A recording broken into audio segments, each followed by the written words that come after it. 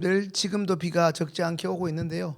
몇 년 전에 기록적인 폭우로 인해 전라북도 진안군 배군면에 위치한 섬진강 제방이, 다시 말해 섬진강 뚝이 무너지며 그 인근 지역인 구례와 남원 지역의 주민 천여 명이 하룻밤 사이에, 정말 말 그대로 하루아침 사이에, 하룻밤 사이에 수재민이 되고, 오랫동안 자식처럼 애지중지하며 키웠던 수많은 가축이 그 자리에서 죽고 농작물이 침수되는 등 큰 피해를 입었던 일이 불과 몇 년 전에 있었습니다. 방금 제가 말씀드린 내용 중에 제방의 다른 표현인 이 둑이라는 용어가 있습니다. 이 둑이라는 용어는 높은 길을 내려고 쌓은 언덕, 하천이나 호수의 물, 바닷물의 범람을 막기 위해서 설치하는 흙이나 콘크리트 따위로 만든 구축물을 말합니다. 다시 말하면 이 둑은 논밭을 보호할 목적으로 쌓은 언덕입니다. 그런데 이 언덕이 하루아침 혹은 며칠 사이에 정말 거짓말처럼 마치 하늘이 폭우가 올 때 그런 표현들을 하지 않습니까? 하늘이 뚫린 것처럼, 뻥 뚫린 것처럼 땅으로 쏟아내는 물폭탄 같은 폭우로 인해 이 언덕이라는 구축물이 어이없이 무너져 내렸고, 그로 인해 수십 년간 혹은 수백 년간 그곳에 살던 사람들의 삶의 터전이 불과 몇 초 만에, 몇 시간 만에 초토화되어 버렸습니다. 이런 자연재해와는 조금 다른 차원에서 사용할 수 있는 표현으로 우리가 뚝이 무너져 버렸다고 말할 수 있는 경우가 하나 더 있는데요. 여기서 무너진 뚝이란 한 개인이나 그가 속한 공동체 구성원들이 지금껏 살아오면서 추구해온 삶의 가치나 삶의 기준 같은 것을 말합니다. 이처럼 개인과 그가 속한 공동체 구성원들의 도덕적 삶의 기준이자 결코 물러서지 말아야 하는 이른바 삶의 마지막 방어선을 의미하기도 하는데, 우리에게 잘 알려진 외래어는 마지노선이라고 부르기도 합니다. 어떤 부분에서 삶의 마지막 방어선이 무너졌다고도 말할 수 있는 시대가 바로 오늘 우리가 함께 읽은 이 말라기 2장 후반부에 기록된 당시 이스라엘의 상황입니다. 지난주 금요일에 살펴보았던 말라기 2장 1절부터 9절까지는 선지자 말라기를 통하여 특별히 제사장이라는 특정 대상에게 경고하시는 하나님의 메시지였다면, 오늘 함께 읽은 말라기 2장 10절부터 16절까지 이 하반부의 말씀은 그 경고의 대상이 이제 남유다 백성들 전 구성원에게로 확대됩니다. 일부에게 제한되었던 말씀이 이제 전 구성원들에게 확대되고 있다는 말씀입니다. 오늘 말라기 2장을 통해 살펴볼 이제 세 번째 논쟁은 하나님이 짝지어 주신 남자와 여자의 혼인관계를 깨트리는 이 이혼에 관한 이야기입니다. 오늘 본문은 크게 두 가지로 살펴볼 수 있습니다. 남유다 왕국의 남성들이 자신의 민족이 아닌 이방인들, 특별히 이방신들을 섬기는 여인들과의 결혼함으로 여호와 하나님의 책망을 받게 된 것이 그 첫 번째이고, 두 번째는 이 남유다 남성들이 부모들끼리 훗날 자신의 자녀들끼리 정혼을 약속하여 부부의 연을 맺은 그들의 어린 시절 결혼했던 조광지처 자신의 아내를 저버리는 소위 이혼한 것에 대한 하나님의 책망입니다. 성도는 오늘 본문을 이해하는데 도움이 되기 위해 잠시 부족한 제 얘기를 좀 해야 할 듯합니다. 저는 아시는 분은 아시겠지만 믿지 않는 가정에서 태어나 자랐습니다. 그럼에도 비교적 이른 나이라 할 수 있는 5살 때부터 교회에 다녔습니다.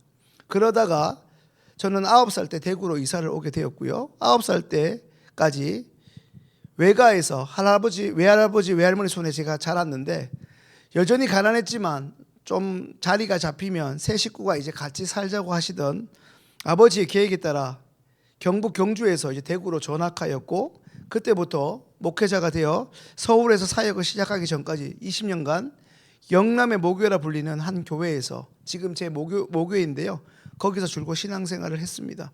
그때부터 지금까지 교제하는 교회 친구가 한 명 있는데, 당시 저는 혼자 교회에 출석하는 상황이라 집안 식구가 다 한 교회에 출석하여 신앙생활을 하는 그 친구의 가정이, 그 친구 가정을 바라보면서 보는 여러 가지 것들이 지금까지 저에게 있어 많은 영향을 끼쳤습니다.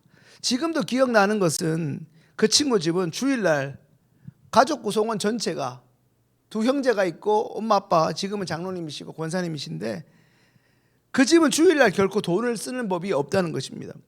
돌아보면 당시 그 친구 집만 그랬던 것은 아닌 것 같습니다. 당시 신앙적으로 보수적으로 불리는 고신 측이 아니더라도 우리 통합 측이나 합동 측 할 것 없이 그때는 주일날 교회에 와서 하나님께 헌금 드린 것 외에는 일체 돈을 사용할 수 없는 그게 일종의 제처럼 여겨지던 시절이었습니다. 해서 제 친구 집도 토요일날 주일날 먹을 빵까지 다 사놓습니다. 심지어 버스도 타면 안 됩니다. 저야 교회가 가까워 당연히 걸어 다녔지만 버스를 타면 버스비를 써야 되기 때문에 돈을 쓰는 것이 아닙니까? 그래서 버스 타고 다니면 부모님한테 회초리를 맞기 때문에 제법 그런 것이 지금 생각하면 굉장히 말도 안 되는 일일 수 있는데 근데 그때 그 당시에 그런 문화들이 결코 어색하거나 무리라고 여겨지지 않을 만큼 교회적 분위기였습니다. 지금은 교회의 예배 악기 혹은 찬양 악기로 오늘은 드럼 치는 사람이 없었지만 지금은 찬양 악기로 어색한 드럼도 당신은 들어보셨죠? 사찬의 악기라고 해서 감히 본당에는 놓을 수 없는 시기이기도 했습니다. 그때는 그때대로 교회적인 분위기가 있었고 그것이 이른바 불문율이었고 마치 신앙의 답인 줄 알고 신앙생활을 해왔던 시절이었고 그랬던 상황이었습니다. 여기 청년들 계신데요. 그랬던 때가 있었어요. 제가 거의 그때의 끝물이 아니겠습니까? 그것이 당연히 맞는 줄 알았고 맞다고 여기며 살아왔기 때문입니다. 그런데 지금 시점에서 오늘날에 우리 여기 청년들 계신데 지금 이 젊은이들의 이 삶의 감수성의 기준에서 그 당시를 돌아본다면 어떨까요? 이건 구닥다리를 넘어서 완전 이상한 거죠. 좀비가 튀어나와도 몇 마리가 나왔겠죠. 여전히 그때가 옳았다고 할 만큼 여전한 모습도 있겠고 아무리 봐도 그때는 좀 과했어 오바다라고 할 수 있겠죠. 그런 부분도 분명히 있을 것입니다. 오늘 본문에 나타난 남유다 백성들에게 바벨론 포로 생활이 딱 그랬습니다. 그들은 바벨론이라는 나라와 민족에게 자신들이 소위 포로요 노예로 붙잡혀 가기 전까지는 이른바 율법이라는 강한 틀과 이 신앙적 경계선 안에서 붙잡혀 살았습니다. 물론 당시 그들 가운데서도 율법을 비교적 잘 지키는 모범적 신앙인과 그것을 상당히 불편해하면서 대충 억지로 지키는 그런 신앙인도 분명히 있었을 것입니다. 하지만 좀 전에 말씀드린 것처럼 당시 분위기는 오늘날 지금 우리가 신앙생활을 하고 있는 지금 분위기와는 사뭇 달랐다는 것만큼은 부인할 수 없습니다. 그것은 마치 오늘 이 자리에 계신 연세가 조금 있으신 장로님, 권사님, 우리 집사님들의 교회 학교 신앙생활 하실 때와 지금 시흥교회에서 초등부 막내로 혹은 중등부 이제 2학년으로 교회 학교 출석하고 있는 제 두 딸이 신앙생활하고 있는 지금의 교회 분위기와는 많은 부분에서 아마도 다를 것입니다. 아마 제가 저희 딸한테 아빠 이렇게 다녀서 하면 저희 딸은 1초만 얘기할 겁니다. 꼰대네. 비단 예를 들면 이렇습니다. 여기 계신 분들이 어릴 적부터 신앙훈련을 받을 때 11조를 하나님께 드리는 것과 지금 젊은 신앙인들 우리 청년들이 11조를 드릴 때 그 엄격함이 물론 지금도 청년들이 11조 하겠지만 그 엄격함이 제가 보았던 우리 선배들은 심지어 신권을 가져와서 그것도 부족하면 다려서라도 하나님께 드렸던 모습을 봅니다. 그 엄격함이 같을 수 있을까? 뭐가 맞다 틀렸다를 떠나서 말이죠. 바벨론으로 잡혀가기 전과 바벨론으로부터 다시 돌아왔을 때 이들이 하나님을 대하고 하나님을 예배하는 이 마음가짐은 이전과 사뭇 달라진 것이 분명합니다. 그것을 단적으로 보여주는 것이 오늘 말라기에서 강조하고 있는 혼인생활 그 가운데에서도 이 이혼에 관한 것입니다. 오늘 말씀을 준비하면서 얼마나 불편하든지요. 언제부터인가 우리나라에서도 내가 바보처럼 괜히 참고 살았다고 이제라도 내가 이야기해야겠다. 일종의 어떤 선언을 하듯이 이제라도 내 인생 단 몇 년이라도 마음대로 살아보겠다며 거의 평생을 함께했던 우리 할아버지와의 결별을 선언하는 이 할머니들의 멋진 용기라고 해야 할까요? 아니면 귀여운 일탈이라고 해야 할까요? 요즘 말로 황혼 이혼이 참 많아졌습니다. 남편이 외도를 해도 참고 사는 게 미덕 아닌 미덕으로 여겨졌던 이전과는 너무나도 다르게 이제라도 단 몇 년이라도 내 행복을 찾겠다, 이런 분들이 많아지고 있다는 것이죠. 그렇다면 성도님들, 조론이라는 얘기 들어보셨습니까? 들어는 보셨습니까? 조론? 졸업 아닌가? 김 목사가 발음을 평소에도 발음이 안 좋긴 하지만 이 조론을 잘못 발음해서 졸업으로 한 것은 아닌가? 비슷하다고 보셔도 되는데, 졸업은 학업을 마친다는 의미 아닙니까? 그럼 조론은 뭘까요? 결혼 생활을 마치는 것이죠. 그런데 요즘 이 조론은 배우자와 사이가 나빠져서라기보다 이제껏 당신도 나도 남편으로 아내로서 성실하게 각자 역할을 잘 해왔고 자식도 잘 키웠으니 이제 우리 남은 삶은 좀 더 각자의 행복을 위해 집중하자, 이쪽에 좀 더 포커스가 있습니다. 그래서 서로를 배려한다는 일종의 긍정적인 의미도 있다고는 하지만 아직은 우리나라에서는 여전히 생소하고 낯설고 어색한 문화입니다. 앞서 말씀드린 어르신들 사이에서 이 황혼 이혼과 이제 남은 인생은 각자의 행복을 위해 배려하면서 자연스럽게 혼인 관계를 정리하는 조론이 앞서 말씀드린 일종의 뚝이 무너지듯 어느새 본물이 터지는 것처럼 터지고 있는 사회적 현실이 기정사실입니다. 이전에 우리 신앙인들이 일종의 보수적으로 때로는 율법적이라는 소리를 들을 정도로 지나치게 성전 중심으로 교회 중심으로 살아왔지만, 이른바 우리가 선민이라는 일종의 신앙의 자부심 하나만으로 산다고 해도 틀릴 말이 아닌 당시 이스라엘 백성들, 오늘 본문의 남유다 백성만큼 아무리 이전에 우리들이 신앙생활을 열심히 엄격하게 해도 이스라엘 사람들, 저 바리새인들처럼 율법에 충실할 수 있겠습니까? 그들에게는 성경에서 말씀하고 있는 하나님이 짝지어 주신 반려자 혹은 배우자를 내다 버린다? 같은 신앙인이 아닌 믿지 않는 이들과 결혼하는 일은, 우리 어른들 하시죠? 하늘이 두 쪽이 나도 안 된다. 있을 수도 없고 있어서도 안 되는 일이었습니다. 그런 그들에게 일종의 이 신앙의 둑이, 율법이라는 경계의 둑이, 삶의 기준이라는 제방들이 어느 순간에 약속이라도 한 것처럼 하나씩 무너져 내려지기 시작했습니다. 그 신호탄이 된 결정적 계기는 그들이 이방 땅 바벨론의 포로로 붙잡혀 살기 시작하면서부터였습니다. 그들은 거기서 다양한 민족들이 삶을 살아가는 것을 그들의 눈으로 보고 조금씩 따라하기 시작했습니다. 그러다가 그들이 다시 고향 땅으로 돌아오긴 하지만 더 이상 그들은 이전의 이스라엘 백성들의 후손이라 보기 어려웠습니다. 그들은 타국 땅 바벨론에 살면서 이방 여인의 매력을 보고 흠모하기 시작합니다. 성도님들, 여기서 말하고 있는 이방 여인은 단순히 국적이 외국인이라는 뜻이 아니라 하나님 아닌 이방 신상을 섬기는 여인입니다. 이제 11절 말씀 함께 읽겠습니다. 유다는 거짓을 행하였고 이스라엘과 예루살렘 중에서는 가증한 일을 행하였으며 유다는 여호와께서 사랑하시는 그 성결을 욕되게 하여 이방의 신의 딸과 결혼하였으니, 우리 굵게 된 부분과 빨갛게 된 부분을 한번 잘 보시면 유다는 여호와께서 사랑하시는 그 성결을 욕되게 하였고 이방신의 딸과 결혼하였으니라고 기록됩니다. 이 부분을 우리 PPT 한번 더 볼까요? 유진 피터슨이 번역한 메시지 성경을 한번 같이 읽겠습니다. 유다는 이방신들을 예배하는 여자들과 사랑에 빠져 도망갔고 하나님의 거룩을 더럽혔다.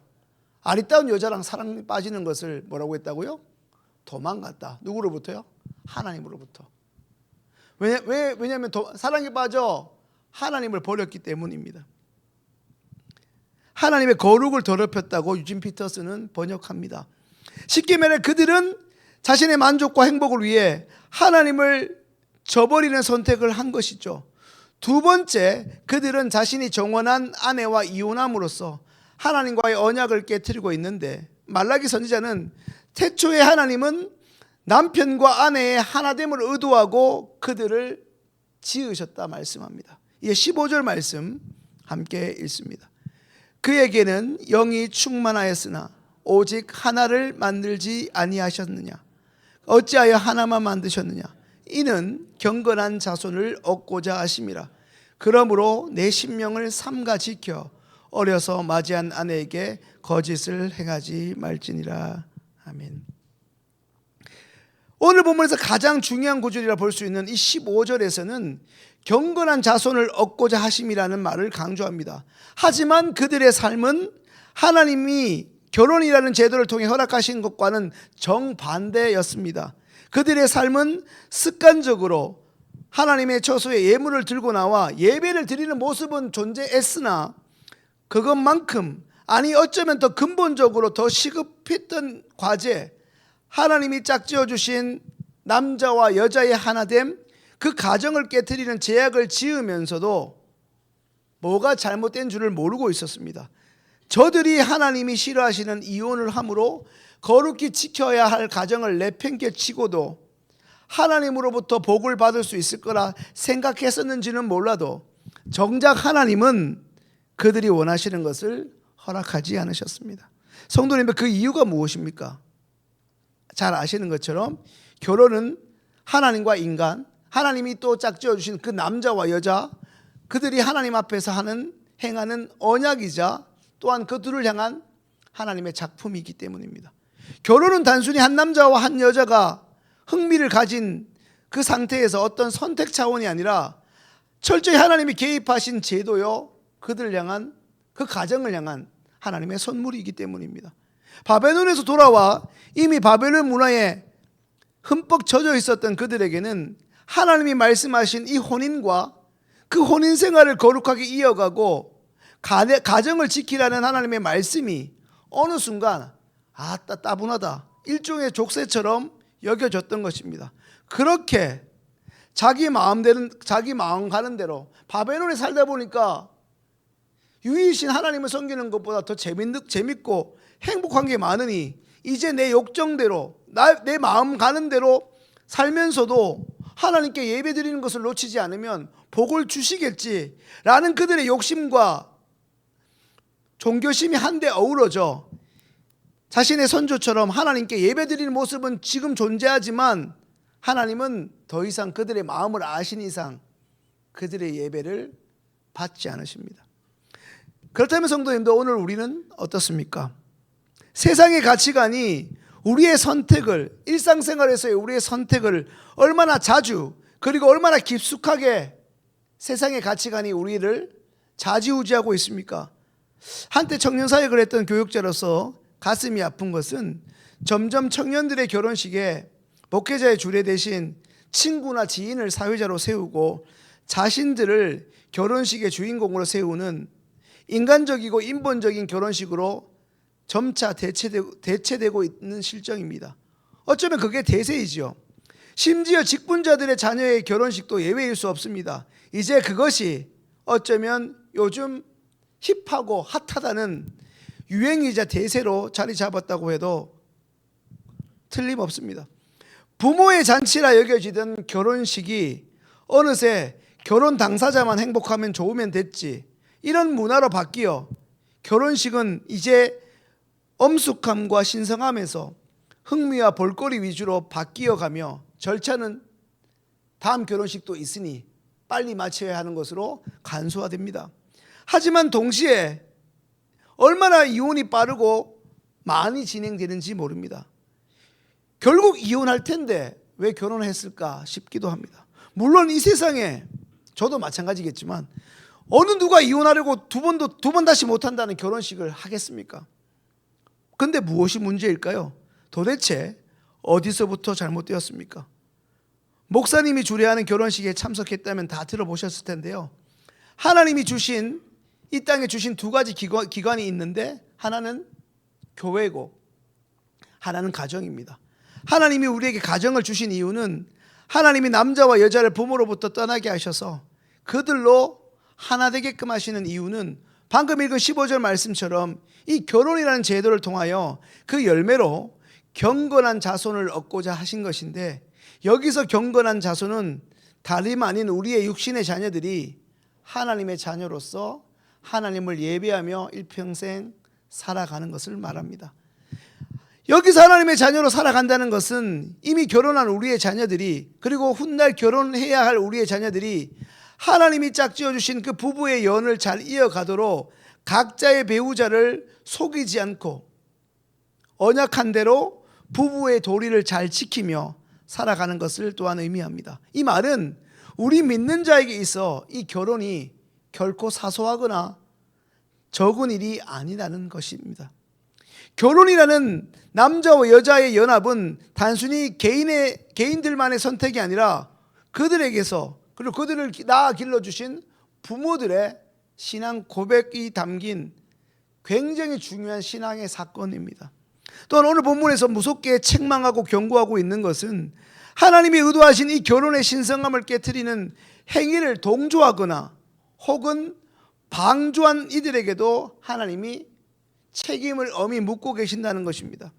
무엇보다 하나님이 짝지어 주신 이 배우자와의 관계를 깨트리는 행위, 즉 이혼을 감행하거나 이 이혼의 직접적인 원인 제공이라 할 수 있는 외도나 그 외도를 직간적인 비밀을 제공한 행위는 하나님이 그들에게 허락하신 배우자에게 일종의 폭력을 가하는 것이며, 배우자를 선물로 주신 하나님의 뜻을 정면으로 거역하는 행위임을 기억하라 말씀합니다. 이제 말씀을 정리합니다. 성도님들, 이전에 비해 시대가 많이 바뀌었다고 하나 오늘 우리가 이 자리에 나오는 이유도, 그리고 말씀을 듣는 이유도, 하나님의 말씀은 영원토록 변치 않는 약속의 말씀이요 여전히 유효한 하나님의 능력의 말씀임을 믿으십니까? 성도님들, 그렇다면 우리는 기억해야 합니다. 하나님은 단순히 남자와 여자 그 두 사람의 행복과 만족을 위해 배우자라는 돕는 배필을 허락하신 것이 아니다라는 말씀입니다. 하나님은 오늘 15절 말씀처럼 그들에게 경건한 자손을 얻으시고자 한 사람에게, 단 한 사람의 짝만 허락하셨습니다. 제가 청년들한테 늘 하는 말이 뭐냐면, 특강할 때마다 하는 게 뭐냐면, 결혼을 200번 하면 참 좋죠. 쉽게 할 수 있으니까. 한 번 해야 되니까. 봄여름 가을 겨울 1년에 4번 해서 우리가 한 50년 산다고 치면 200번 한다면 잘할 수 있겠죠. 근데 한 번 해야 되니까 굉장히 어렵고 신중해야 합니다. 그리고 이미 결혼하였다면 그 결혼을 우리가 깨트릴 수 없음 또한 기억해야 합니다. 물론 예외는 있죠. 가정폭력이나 도저히 물을 수밖에 없는 결혼이 존재한다는 거 저도 압니다만, 오늘날 우리의 결혼을 대하는 가치관은 어떻습니까? 오늘 이 자리에 결혼 정년기인 3남매와 3남매의 믿음의 지인들이 여기 있는데요, 오늘날 우리의 결혼을 대하는 가치관은 어떻습니까? 또한 이미 결혼한 우리의 자녀들의 결혼 생활은 어떻습니까? 그들이 경건한 자손이 되도록 힘써 돕고 계십니까? 혹은 앞으로 우리의 자녀들의 결혼을 준비하고 계시다면 어떤 사위감을, 어떤 며느리감을 맞이하시고자 애쓰고 계십니까? 우리의 자녀들의 배우자가 될 사람에게 신앙은 필수 조건입니까? 아니면 있어도 그만 없어도 그만 선택사항입니까? 주신 말씀을 가지고 함께 기도하겠습니다.